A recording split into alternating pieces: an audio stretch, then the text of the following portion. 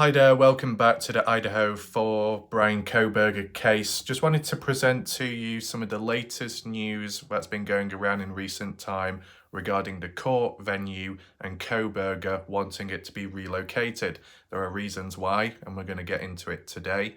We're going to analyse a news article, and I want to share with you my thoughts and add-ons from the last video that we did on this case, because there's some points made by Kohberger where it makes me think, is he right or is he completely wrong, considering what else has gone on in recent time? There might be some for and against arguments, and of course, those that have been around this case for quite some time, you want to add in, feel free to do so down below in the comments section. Leave your comments. For those that are currently here in the live premiere, welcome. Be sure to share your thoughts and just chat in general in the chat box right hand side of the screen. And if you do want to catch up on the latest videos that I've covered, including one very mysterious encounter, one of the most strangest, unexplainable occurrences which has happened regarding the Kenny Veach case, you click the top right icon, symbol, and you'll be able to find the drop down box of the available video and maybe playlist if you want to catch up there, or if you're new to the case but interested, you can start from that video. Okay, so it's kind of on the spot, this video. I don't want to do Kenny Veach every single day unless there's a true reason to do so. It's nice to spread it out just so the growth comes about and the awareness as well. I don't want one video to overshadow the other. So in between, what I can do is look at the odd other case which I've covered here and there, such as the Idaho 4-1, or even the Dylan Rounds case, if there's any updates there. At this moment in time, there isn't. So that's what I'm doing today. You can let me know your thoughts. The order of what we'll do things, get straight into the new article, analyse it, and then I can also look back at comments later on from the last video that I did, and that was to do with the destruction of the murder house, which was vital evidence, in whichever way you visualise it or your outlook is, that my thoughts still stand. It should have remained up and standing up until the court case trial was over and done with and justice was served in whichever direction, right? But already been taken down some time ago now, and that's unfortunate. Some of the families as well wanted it to remain. The odd other family didn't. So that's kind of interesting. There's a bit of a divide there, but I think majority of people wanted the house to remain intact just because it's key evidence, and I understand that. And that's an example of what I'm going to be incorporating in today's video and discussion with Kohberger. And we can also look back at the comments too, just to see what other people have had to say, whether they agree or not. If there's any key interesting points or any questions that need to be answered, I'll get round to that today. But first of all, let's get straight into the latest news and begin reading.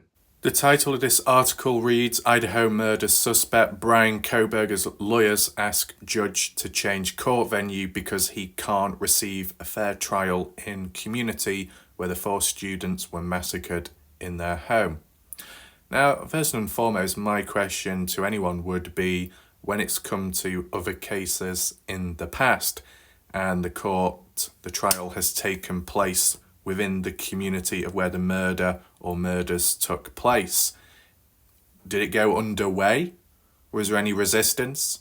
Was it ever moved to other locations to remove any biasness or not? Let me know, because I don't keep track of all the cases that go on in the US, because obviously I'm not from the US. But, to anyone watching, if you have followed others, is there a pattern in location of court trials compared to where the crimes were committed? Is there a link or not? Let me know down below in the comments. This is by Germania Rodriguez Polio. Isn't that a disease? I don't know. And it's at Daily Mail. 1st of February 2024. Okay. There might have been another article which was a bit earlier, but this was the one that came up on screen first. The same old photos, as you know, victims on the right, well, some of them are, and then on the left, the supposed killer Kohberger. And then in the middle, in the small box, is the murder house. This thing, when it comes to YouTube, I don't know if you're allowed to use the word murder in titles of videos or if it's seen as censored for being too sensitive.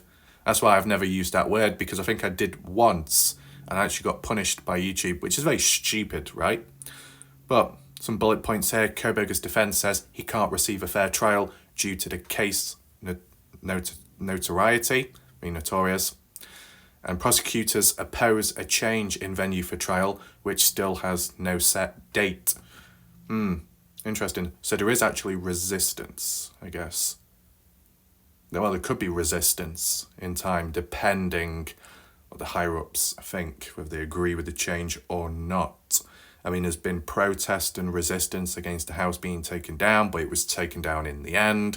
So I guess it just depends on whether it's in favour of somebody or it makes them worse off, depending on the chances of being guilty or innocent, whether they're released as a free person or not, or in between, a sentence reduced depending on the situation. And it does all come down to you, the viewer, your outlook on things, whether you think Kohberger is innocent or guilty, etc. So you can let me know all your thoughts down below in regards to this, okay?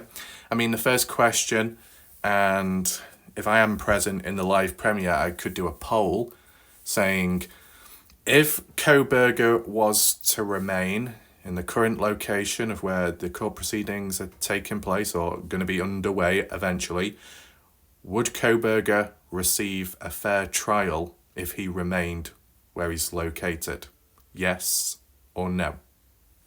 Would there be a fair trial? And that can apply to whether Kohberger is guilty or innocent, okay? A person can be guilty, of course, but the trial can still be handled in an unfair, biased way, right? And I don't know the example of a crime which I could put into play, not that it's comparable at all to this situation. But like if there was like some kind of burglary or like a lesser crime, still bad, still against the law, and it was within the area of where the court trial's taking place, and the person's guilty, right? But what about the sentencing? What about the punishment? There'll be a lack of leniency, maybe a lack of understanding because of the biasness, how it's driven through that location. Whereas if it's done with neutral people who aren't emotionally driven, it could result in a more fair trial. I don't know if anyone agrees with that or not, but let me know your thoughts. Now, I said I'm not using that example to compare to what Kohberger has supposedly done, because there's a difference between murder or mass murder to simply stealing something. But one thing that can remain consistent, the people at hands on the case, whether it be formally, whether it be just simply true crime, community related, where people get involved in cases online and discuss the topic and talk.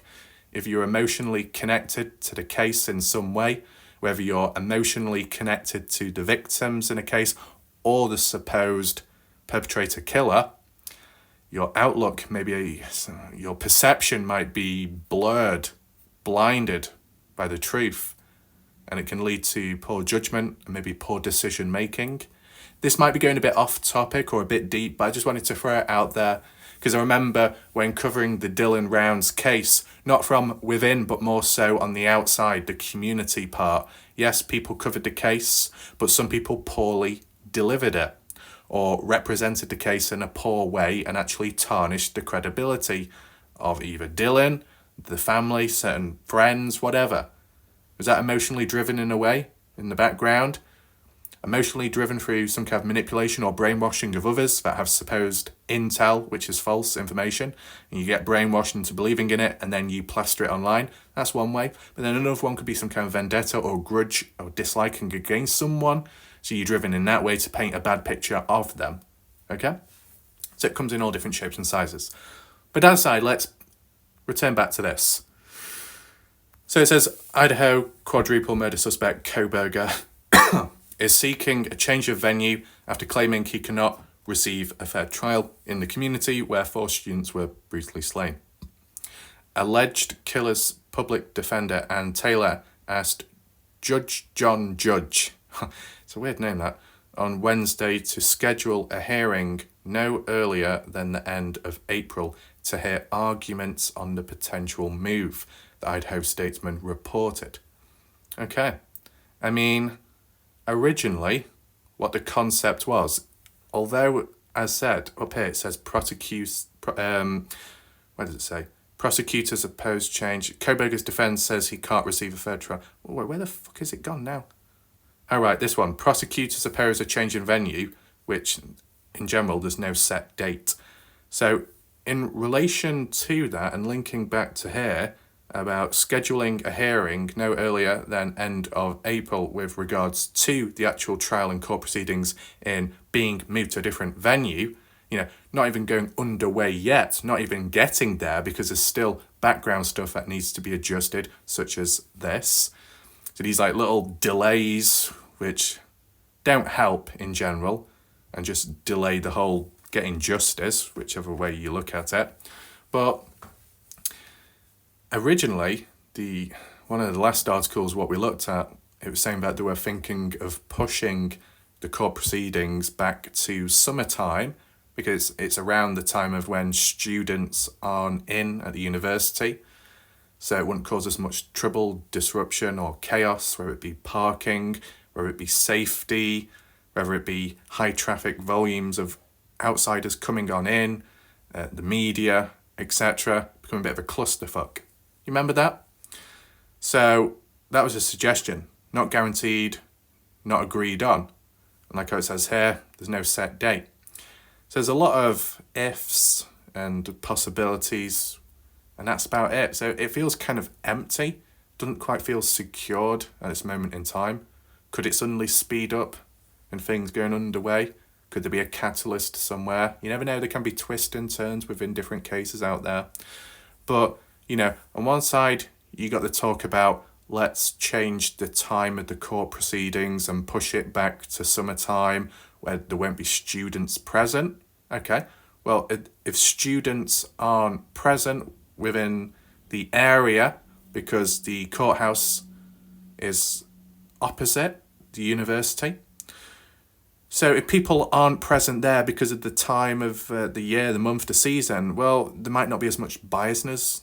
But then again, people could come out in crowds, right? If people aren't attending the university or schools in the area because of the time of the year, but they've got time off, they might spend that time, well, depending who they are and if they're interested or not, they might spend that time investing themselves or involving themselves with these court proceedings if it was to happen in summertime. So maybe the best way to eliminate all those possibilities, disruption, trouble, chaos from either side would be simply to move it. Does anyone else agree it should be moved to a different location? I mean, I don't know. I think there's no harm, but then again, is there a small possibility that if you moved it to a different location, that the people in the court could be a bit too lenient on Kohberger? If, in the eyes of some of the general public who may think that there's not enough evidence against Kohberger, and Kohberger may have been hard done in certain ways in treatment, is there a possibility if it was moved elsewhere with a different people in charge doing the proceeding, the judge, would it be a different outcome? And you can't really contrast because it hasn't happened yet and it'll only happen in one location or the other. But maybe this is something you can reflect back on in the future. The differences between if such and such took place here at this court compared to over there. Would there be a difference? If one's biased and the other one's more lenient, what would be the difference in outcome and how drastic would it be? As I said, that's probably more for the future. But no harm in just, pointing them out there, right? So, moving on. It says, the attorney wrote, a fair and impartial jury cannot be found in Latah County owing to the extensive inflammatory pre-trial publicity allegations made about Mr. Kohberger to the public by media that will be inadmissible at his trial.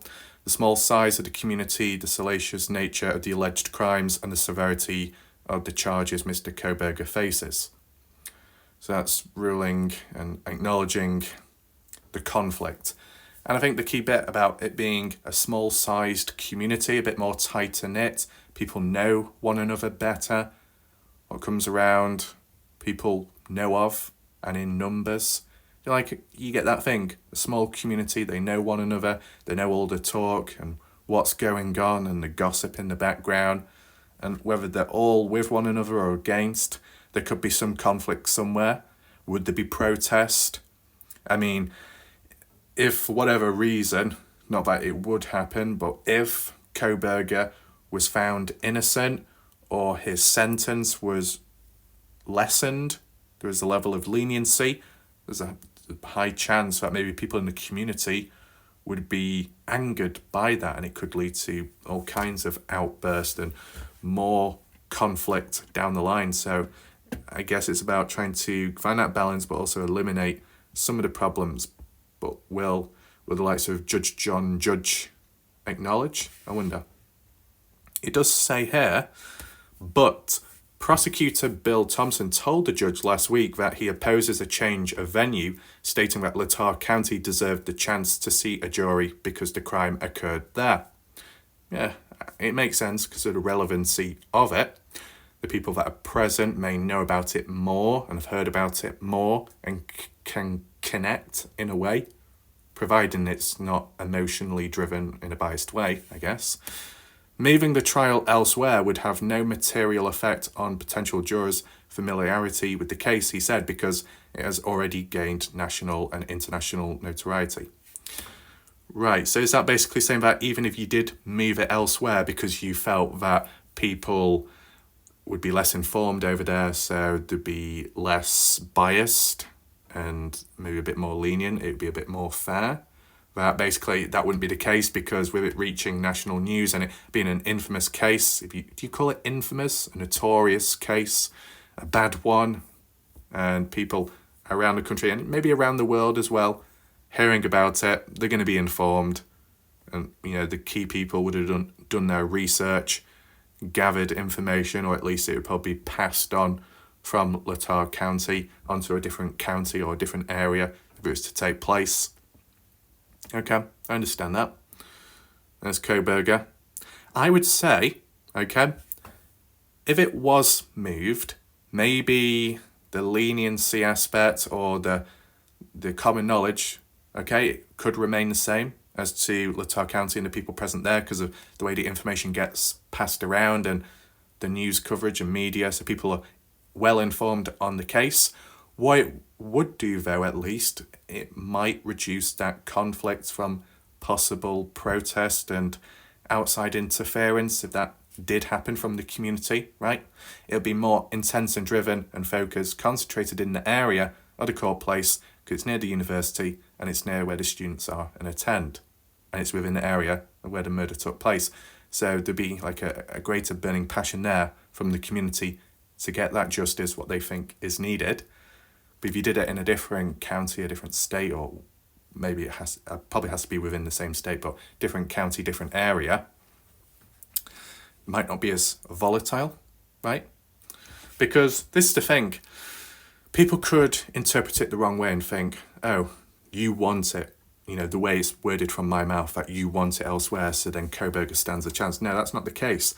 The reality is you want a form of justice, you want things to go accordingly. What you don't want is outside interference, which at times in the past and in general situations, you may feel like you're doing the right thing, you may feel like you're doing a good thing, but it may cause more problems than it's worth, and it could have detrimental effects on the case. Something that you want, such as justice, because of your own actions, and if you have caused interference or trouble, it might be overturned. It might go the wrong way. It might go the opposite way, or it just might be unexpected changes and could be worse off.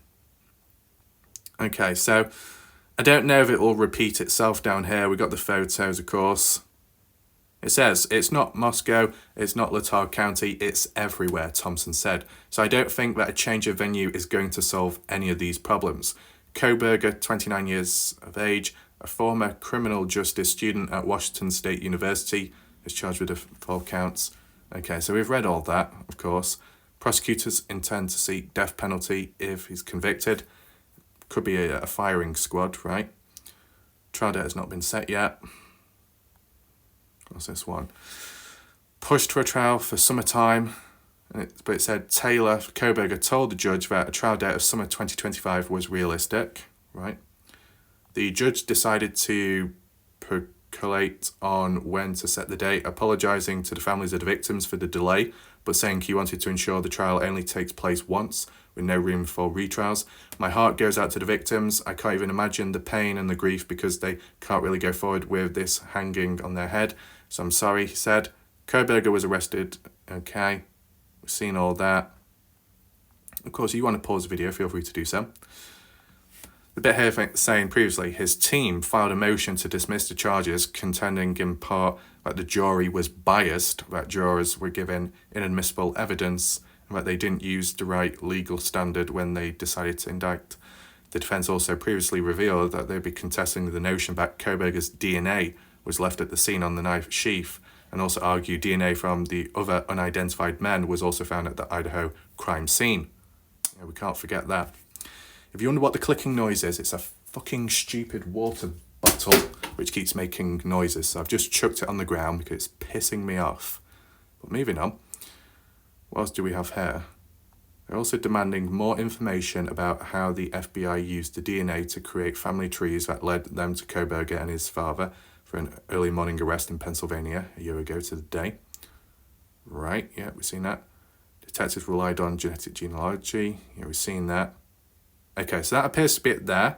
Let me know your thoughts about this. So in general, you could ask yourself, from everything that's gone on within this case, do you feel that Bryan Kohberger has been treated fairly or not?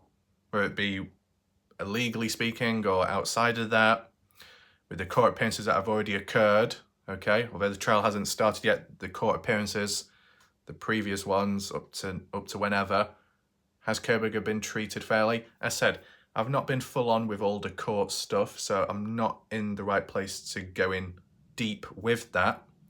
From the bits what I have seen previously, okay, there's that talk about certain evidence, a witness in the past where it was being withheld by the state, I believe, and that Kohberger's defense team wanted some of that information, some of that evidence to be shared or to be brought across so then they could see it for themselves.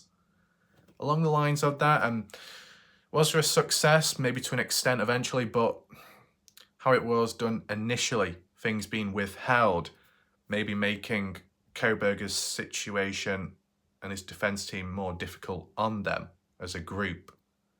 When trying to prove Kohberger's innocence, right, in that sense, but missing out on key material at a point in time when it may be most needed, that's unfortunate, okay?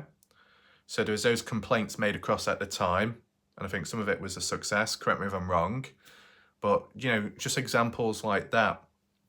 Though, the only other example that I could say, which, depending how you look at it, could it make it better for Kohberger? Maybe, maybe not. You let me know down below. But with regards to the murder house being knocked down, you remember? Was it November time when it happened or so? Maybe a bit later on. Well, whatever time in 2023 towards the end of the year. Knocked down. Kind of a great shame. It was a key piece of evidence which could have been used within the case, which could have reflected back on, especially with that DNA evidence of the unknown three males who, did they play a role in the murders? Maybe, maybe not. Did they know Kohberger was present? Maybe, maybe not.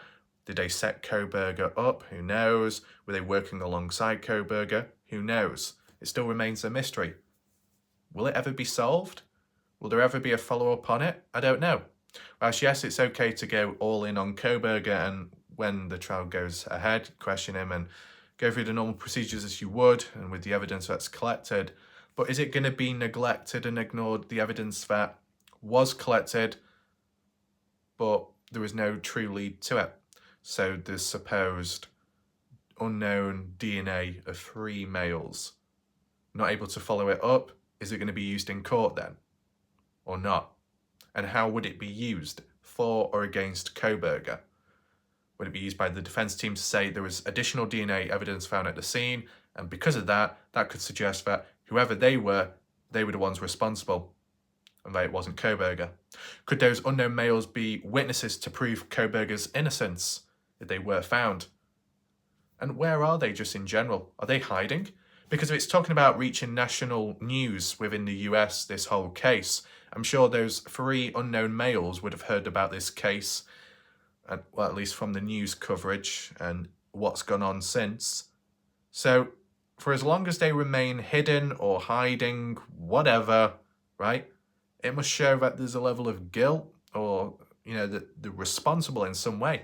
Because if you are innocent, you want to clear your name and you don't want to hide in the shadows for the rest of your life, you would come forwards, right? Well, you'd think so. I want to know your thoughts on that, right? So with stuff like that, elements and entrance and access points, exit points, like the window where the glove was found, inside or out, not quite sure. From which angle window, not quite sure. But it'll be even harder to reflect back on it in a way now, with the building no longer being there. There's the odd photo, which we can refer back to in a future video, which I'll get round to. Nothing that spectacular, but considering it's been censored, right? And even though the building's no longer there now, I think it's still censored on Google Earth. I'll have to recheck. And if it is still censored, there's a certain angle, but we'll get to that in a future video. Just be on the lookout for it. But if you're thinking that the victims, the families, the witnesses, the people that will be up against Kohberger to say Kohberger's the one responsible, are they going to need that more than Kohberger and his defense team? You know? Which way does it sway more in terms of the house being knocked down and demolished?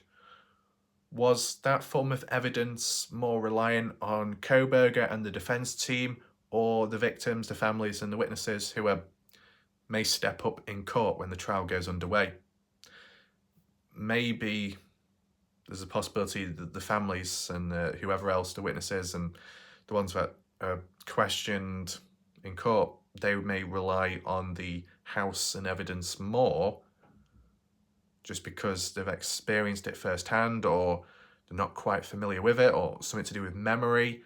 I mean, not that it's an excuse, but if there's a level of trauma, or it's impacted them mentally in some way, it could have impacted their perception or memory, that they need extra prompts or cues as a form of remembering or referring back to certain stuff, telling the story, how stuff unfolded, or what was found, who was nearby. You know, that visual material, visual learning, visual memory, being able to see it firsthand, right? That's gone now. You can't do that. It might make it harder on them when recounting stuff. But what about Kohberger? Well, if Kohberger's like, well, I was nowhere near the house at the time, not me, not at all. Well, Kohberger may not really need to rely on the house itself to say, this is where I was here, I didn't go in, I didn't go out, I wasn't anywhere near. If he's not near, he's not near, from what he's been saying in the past, right? So for the people who have attended the scene, or at the scene at the time, who may be involved in the trial, they may rely on it more because they've got more first-hand experience. You could say more first-hand experience, better knowledge, a better memory. But sometimes when you're too close to what's going on, it can impact you. It can impact your perception, your recount abilities, etc. If you're away from it, you don't really relate to it as much. You may not need it as much. As I said, you don't have to agree with me. It might be a lot of shit what I just said then, but I'm just giving you from my perspective. But I feel that maybe one side may rely on that house originally more than the other, okay? So it might make the outcome of the case a little bit different, you never know, but that's not gone underway yet. So there's still time where things could change, or is there a chance that more things that could be found in the future? Who knows? But that being in mind, let's just simply reflect back and acknowledge the comments from the last video I did, from their perspective. Whether it ties in with today's discussion or not, we might as well look at the comments and acknowledge them. I'll just adjust these to the newest comments, not too many to get through. So we've got Confluence, shout out to Confluence, glad that they liked the video, maybe they'll see this too. Got a person here called Barbara saying huge cover-up and conspiracy with the Idaho 4 case, in my opinion. So Barbara, if you're here, you think it's a cover-up, some kind of conspiracy, in which direction? Do you think that Kohberger has been framed, has been set up, or do you think he's guilty? Or do you just think, in general, with the theme and topic of the murder house being knocked down and the university being in control of it and having the final say, that they've disrupted the case in some way? Is there an agenda? Let me know. Feel free to elaborate. We got Glenn. Shout out to Glenn. We got John William. Shout out to John William. Been consistent and I believe came from the Dylan Rounds community. John says, someone needs to buy out Google and YouTube and actually put in some effort. Right. Is that in relation to the likes of Google Earth or something with the imagery being censored? John says there's a lot of reasonable doubt. I've actually witnessed cops and prosecutors lie in court. All that matters to them is winning. Mr. Whoever says bingo, agreeing. John also says the family members are blaming the other kids for getting targeted and getting their kid killed. Are they?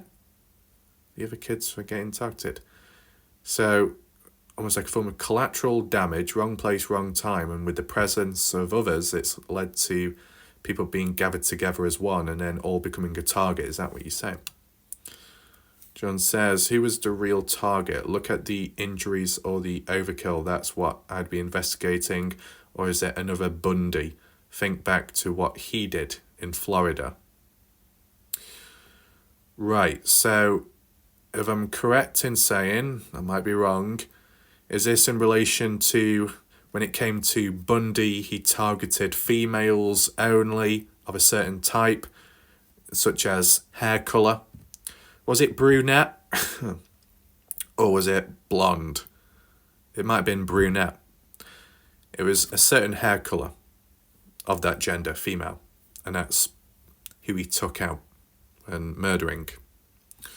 So, linking back to the Idaho 4 case with supposedly Kohberger or a mystery killer, going to that home to take someone out, unexpectedly coming across other people staying over, getting in the way, not wanting any witnesses, supposedly, silencing them as well.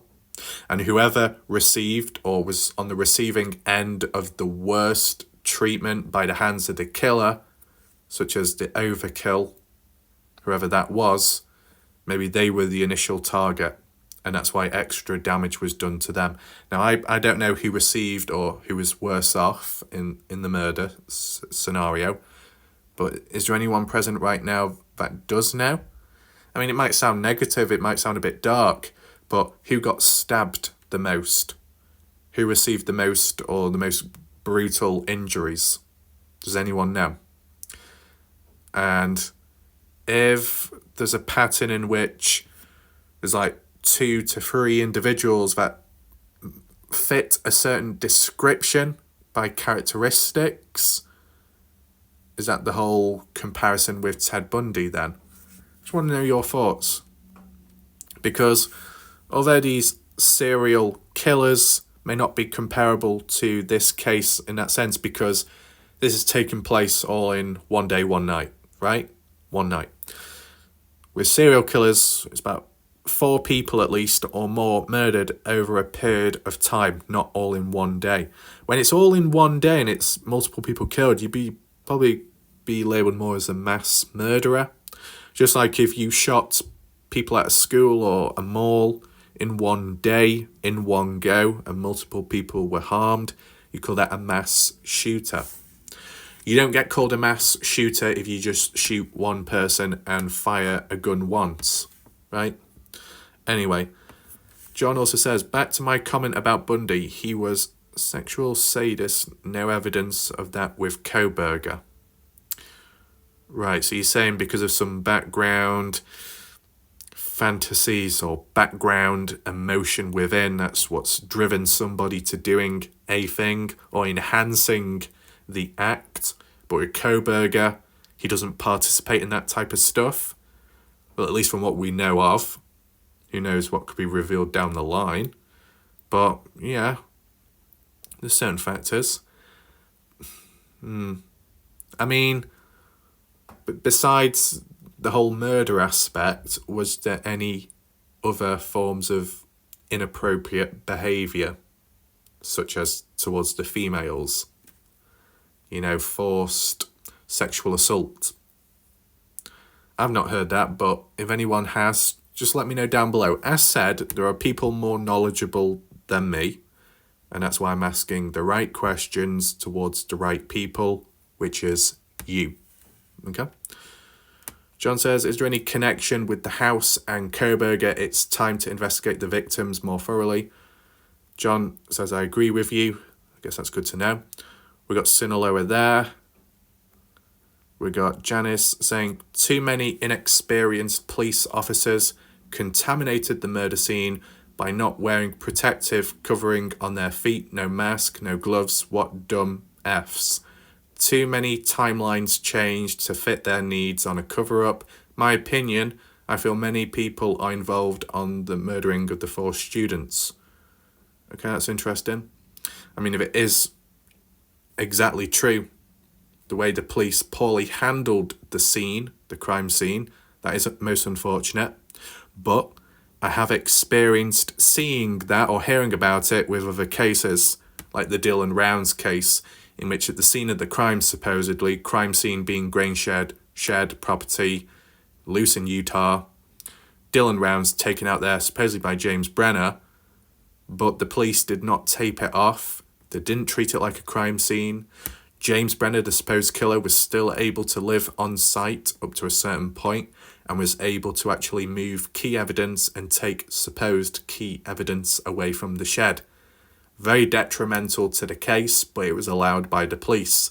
And many other resources and forms of searching and stuff like that, progress was delayed and halted by them. So, yeah, it wouldn't surprise me if it has happened elsewhere. I mean, do other people agree that the police poorly handled the crime scene in the Idaho 4 case, contaminating potential evidence? Does anyone else agree with that or disagree? Let me know in the chat. We got Mandy, looks like they're new to the channel. Hi, first time viewer, welcome Mandy. She says, I'm really close to this town, that's interesting. This is my local news, the theories and all the corruption possibilities link. Is BCK even guilty? I guess that means Bryan Kohberger. I can't believe they tore the house down, it's just nuts. So I appreciate Mandy for coming on here and leaving their comment. A fair comment, because I do understand that there's other times I have seen some people commenting who I've never seen before, who have a blank profile picture, and there's been a level of resistance in this case. I don't know if that's because people don't like how I cover it, or that I'm inexperienced on this case compared to how I've done others. I'm not too sure. I know people in the past have said that the Bryan Kohberger community, there's a level of toxicity. Does that still apply nowadays? Let me know. Oh, we got shout out to Nancy as well. Nancy says, if just one of the victim families wanted it to stay, and the article said 2 families wanted it to stay, the university should have respected their wishes. Yeah, there should have been a form of respect. I mean, we can just add on with that discussion. So the initial response by the university for their reasoning behind tearing the house down is that it would help the community as a whole move forwards for those living nearby and a bit further afar within the county. But that's what the university thinks. Other people don't think the same way. So that should have been acknowledged. But it seems as if the university are very strong-minded and truly believe that they're doing good, where maybe, they jumped the gun and it could be detrimental on the case in some way or for the victims. Yes, moving forwards is necessary, but there's a time and place for it. Rushing it may not be as effective, and it might have side effects too. The concept at the university could be covering stuff up, possibly. Is that a driven agenda to support Kohberger just because Kohberger worked for them previously? I'm not too sure.